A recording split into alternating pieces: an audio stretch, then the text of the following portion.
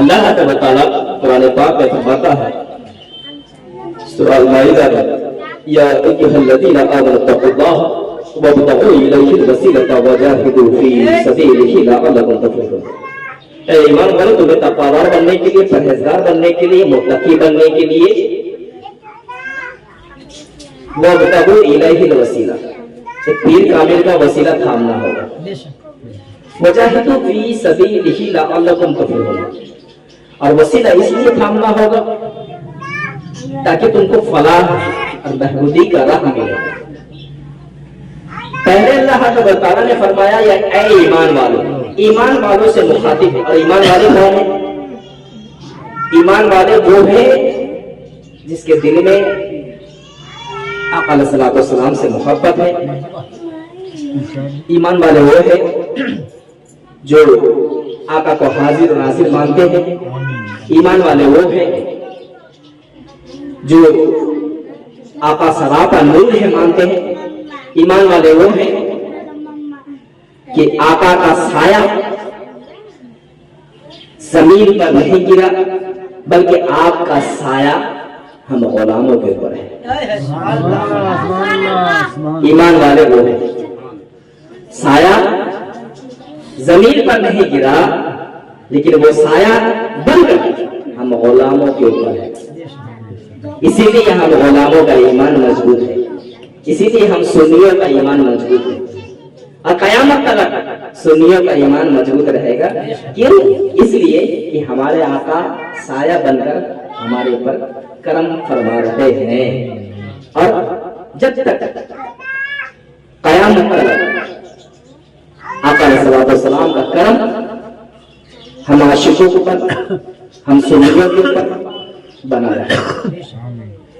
یہ ہم سنیوں کا عقیدہ ہے، یہ ایمان والوں کا عقیدہ ہے۔ ایسے ایمان والوں کو اللہ نے کہا کہ اے ایمان والوں سنو، یا ایھا الذین آمنوا، اے ایمان والوں سنو۔ ایسے ایمان والوں اللہ نے نہیں کہا اے کافروں سنو، اللہ نے نہیں کہا کہ اے بے دین سنو، اے بد دماغ سنو، یہ نہیں کہا، اے مسلمانوں سنو، یہ بھی نہیں کہا۔ ایمان والے کہا، ایمان والوں سے مخاطب ہے۔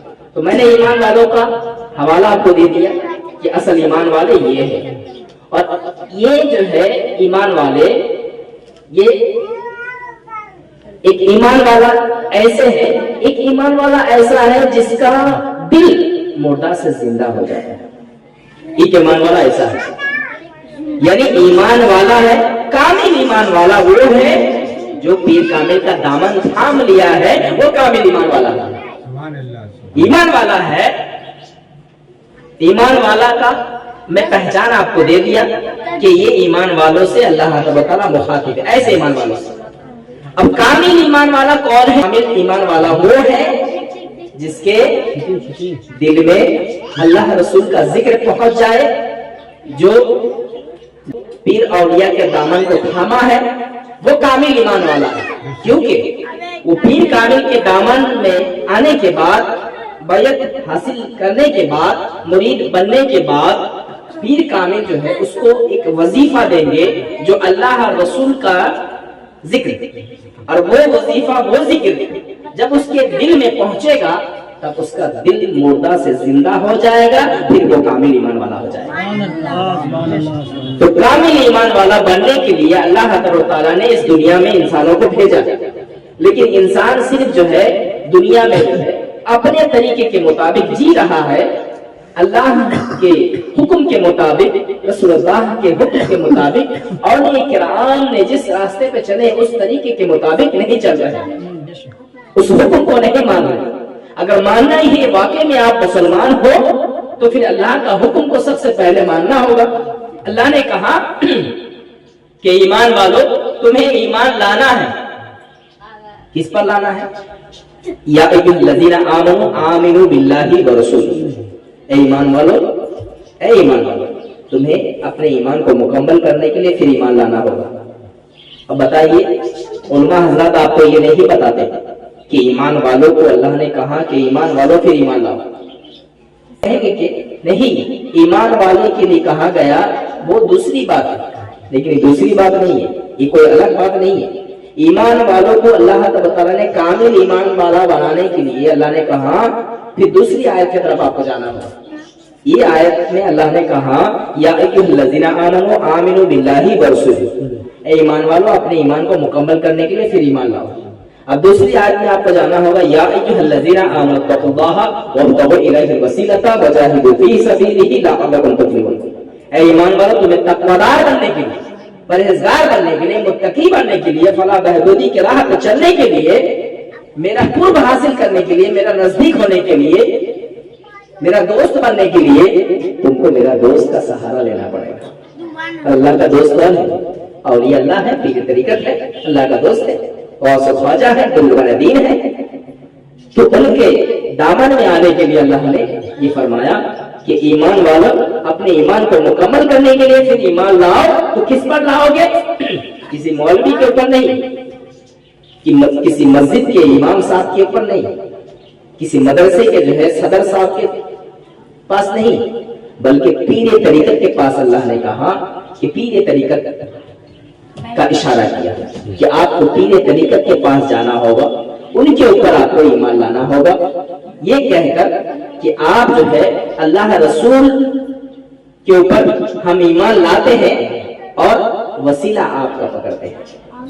آپ وسیلہ ہو، پیر کامل وسیلہ ہے اللہ رسول تک پہنچانے کے لیے. اسی لیے جو ہے ہم پیر کامل کا دامن تھامتے ہیں، ہم قادری اور چشتی بنتے ہیں. کس لیے بنتے ہیں؟ کیونکہ جو ہے اللہ رسول تک ہمیں پہنچنا ہے. اللہ رسول تک ہمیں پہنچنے کے لیے پیر کامل کا جو ہے سہارا لینے پڑتا ہے. کس کا سہارا لینا پڑتا ہے؟ اللہ اور رسول تک پہنچنے کے لیے پیر کا سہارا لینا پڑتا ہے. اب میں آپ کو بتا دوں کہ ایمان والا بننے کے لیے، کامل ایمان والا بننے کے لیے آپ کو جو ہے کس کے پاس جانا ہوگا؟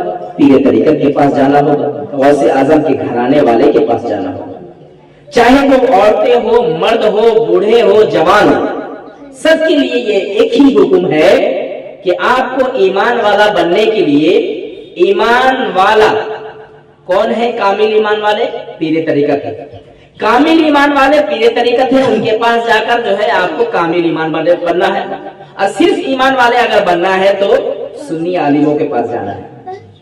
بس سنی عالموں کے پاس جانا ہے جو اچھے اخلاق مند ہے، جو اچھے عمل اور باکردار والے ہیں.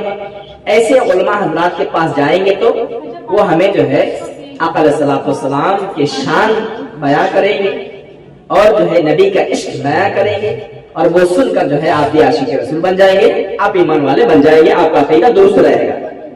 لیکن کامل ایمان والے بننے کے لیے آپ کو کس کے پاس جانا ہوگا؟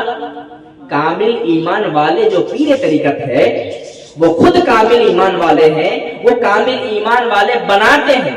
اسی لیے ان کے پاس جانا ہوگا اور ان کے ہاتھ میں بیعت یعنی کہ مرید بننا ہوگا. جب آپ مرید بنیں گے تب وہ آپ کو کامل ایمان والے بنائیں گے. پھر جو ہے آپ قادری کہیں گے کہ قادری کر، قادری رکھ اور قادریوں میں اٹھا، قدر عبد القادر قدرت ماں کے واسطے.